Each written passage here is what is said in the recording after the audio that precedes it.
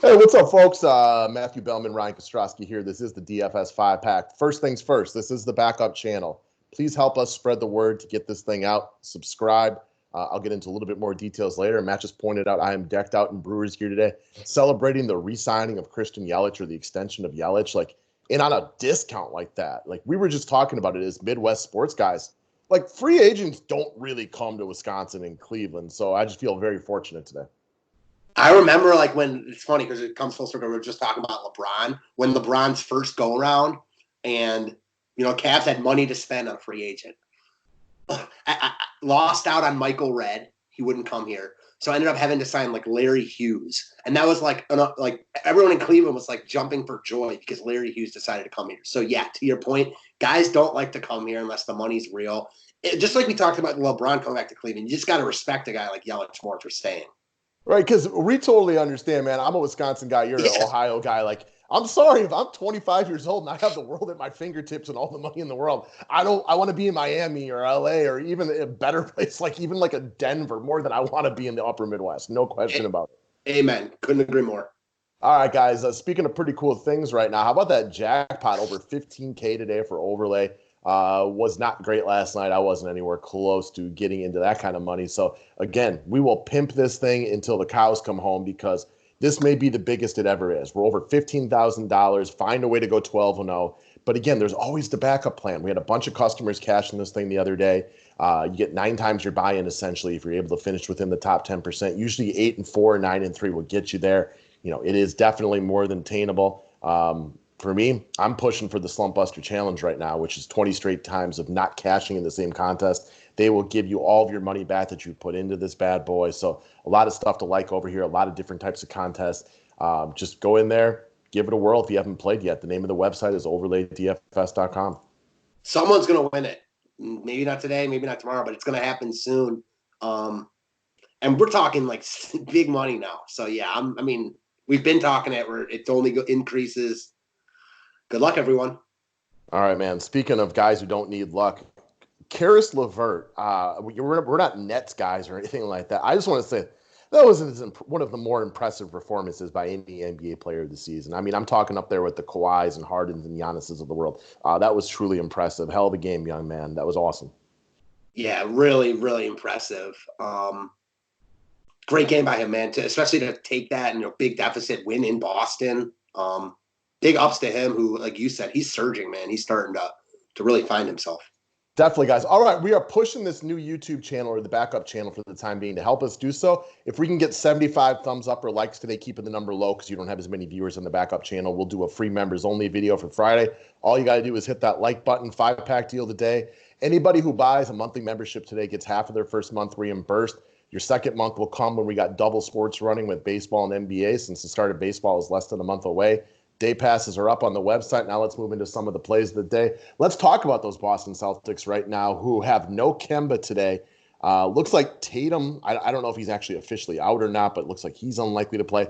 We got Hayward and Jaylen Brown questionable. So this is a very intriguing Boston Celtics team that hopefully we get a little clarity on as the day progresses. Right now, I want to talk about Marcus Smart, who even in a loss last night put up another very impressive DFS stat line. He's always been a very, very good defender. I mean, an excellent defender. He is one of the candidates for Defensive Player of the Year right now. Did you happen to catch the game last night or any of this one? I watched some of it, not too much of it, though, no. It was pretty cool. Crazy early. I was like really tired from the whole weekend, so I fell asleep too early. All right, so it was pretty cool. And again, I'm not a Boston Celtics fan by any stretch of the imagination. So the announcers were talking him up for Defensive Player of the Year. On cue, he gets up there like Spud Webb and stuffs Jared Allen. It was really impressive. This cat's been playing offense right now. He's shooting the 3-ball more effectively. He should have the ball in his hand a ton tonight. Guards against the Cavs has been, a thing all season long. And this is one of those guys who, from an intangible perspective, we like the cut of his jib. He brings it when he needs to. He is probably, while not as good as Jason Tatum, he is, to me, the most important Boston Celtic if they are going to win a championship this year. Now you get him upset, pissed off after LeVert looked like James Harden last night. I like Marcus Smart a lot today, and we'll see how important he is depending on who's in and who's out tonight for Boston. I expect a bunch of people for Boston to be out First things first, he's not the defensive player of the year. He is very good at defense. He will probably finish third in my mind. Actually, he'll probably finish fourth behind Giannis, AD, and Ben Simmons. And that's big props to him, man. He's a first-team all-defense type of guy. He gets after it on the perimeter. He's really good. Let me ask you a question, though. What do you think about this game? Like, do you think this game's competitive? I definitely have a feeling about this. I just want to hear how you think first. Well, it's tough to judge it based on who's in or who's out. Like, if it's Smart and Hayward, Brown, and Tatum and Walker all not playing, Cleveland could actually roll in this game because at that point, Boston's just not very good. So I don't have much of an opinion until I see who's all in or who's out. Fair. The line came out in this game about 45 minutes ago. What do you think it is? Boston by 2?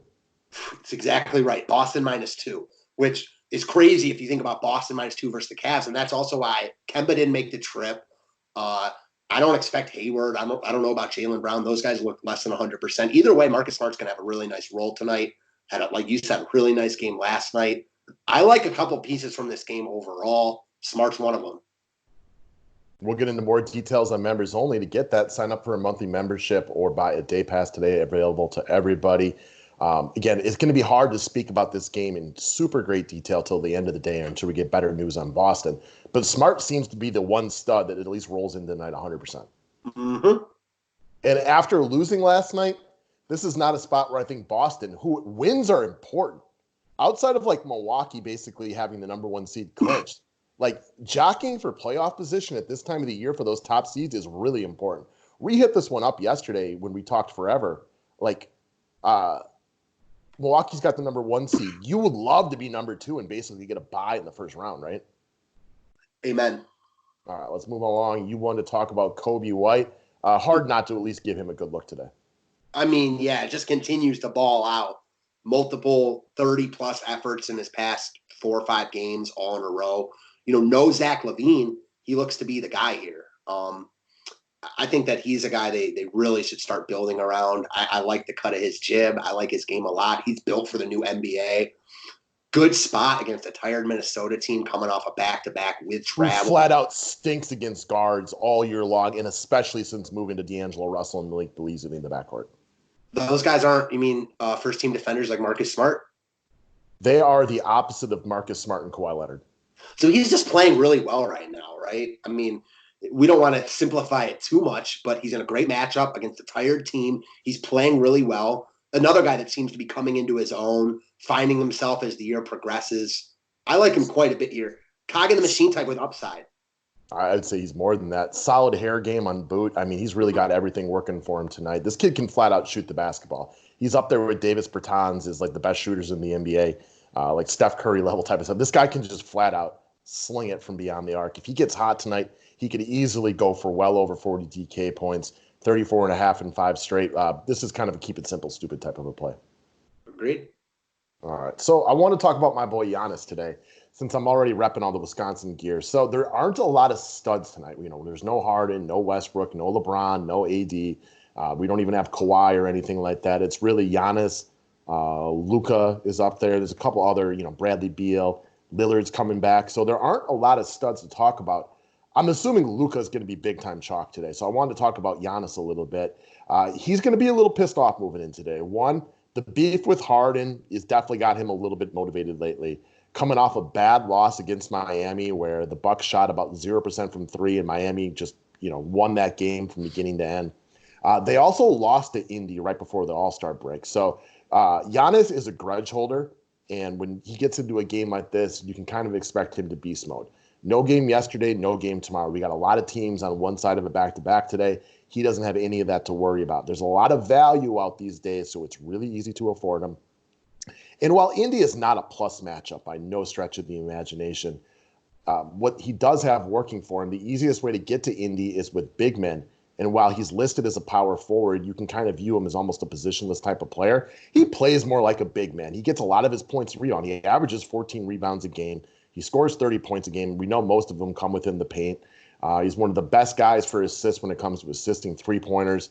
He's also had some really big games against Indy the last couple of seasons, at least a couple of them tonight. And quite frankly, this early in the morning, I don't have much of a view on what his ownership will be. What would be your guesses on that? I'm not sure. As always, it depends on like what value comes out as the day comes out because he's expensive, but like you also mentioned, there aren't a lot of studs on this slate. I love your point about how we like picking on Indy with opposing big men, and Giannis, while he isn't a center, he plays like a big man, and he's going to be able to do whatever he wants here. One question, and this is just nitpicking, but I'm just curious. So the loss to Indy before the All-Star break, Giannis didn't play. Do you think that matters? They still lost to a team like this. Yeah, I think it still matters to them. Not as much as if he had played and they had beaten him, but it's another point along with the other reasons that he's already motivated coming off of, they lost to Miami. They're 0-2 against Miami this year. In that Miami game. Yeah, they did a great job of building the wall. And that's Mhm. everybody knows the best way to stop him. Doesn't always work, but a team like Miami, they were also on the tail end of a back-to-back, and the day before, Giannis had to do everything for that team. Bledsoe's coming off a couple of real stinkers. So, he didn't play against Indy, but I don't think he likes the fact that they lost against them, and they lost the other day. True. I mean, yeah, talk about a big game like before Miami. He crushed Charlotte in a 40-20 game. A 40-20 game in 3 quarters. What's that? Say that one more time. The game before Miami, he had a 40-20 game in 3 quarters. Yes, he did. Very, very impressive. So, sounds like you kind of like him a little bit then too as well. I wasn't sure what your thoughts were on him today, but I wanted to bring him up at the very minimum as a talking point. I do like him a little bit today. Okay, moving on down the line. You want to talk about James Necktat Johnson, who's quietly got 27.25 DK points in 7 of 8. This is a guy that we've talked about a bunch. Wasn't getting any run at the beginning of the year. Came into camp out of shape. But when he gets minutes, he puts up DFS points. This is a guy that can literally do everything. He's not great at anything, but he can shoot threes. He blocks some shots. He gets some steals. He can pass a little bit. He gets rebounds. He's playing really well, as you mentioned. Upside in 7 of 8. He plays good minutes, doesn't play massive minutes, but as you also mentioned, imagine if he gets a little bit more run tonight in a really good matchup on the tail end of a back-to-back. Another winnable game for Minnesota. I think this game is close.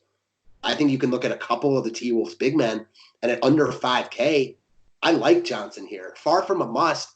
I just think he works in a game that I have interest in. Well, if anybody who's watched the Timberwolves play lately, they don't play defense at all. But they shoot it fairly well from the outside. They manage to put up some points. They get into track meets. We just saw it last night.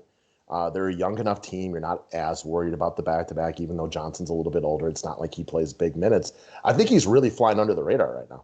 Yeah, so do I, man. And I wish he weren't on a back-to-back. Such is life, though. You can't always have whatever you want. And while that makes me like him a little bit less, I completely agree. He's falling way under the radar. His price dropped $100 after a good game last night. Another really good spot tonight.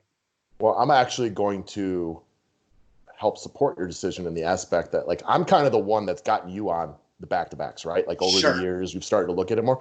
I don't care about him on a back-to-back. Why? He doesn't play big minutes. He's barely touched the court this season.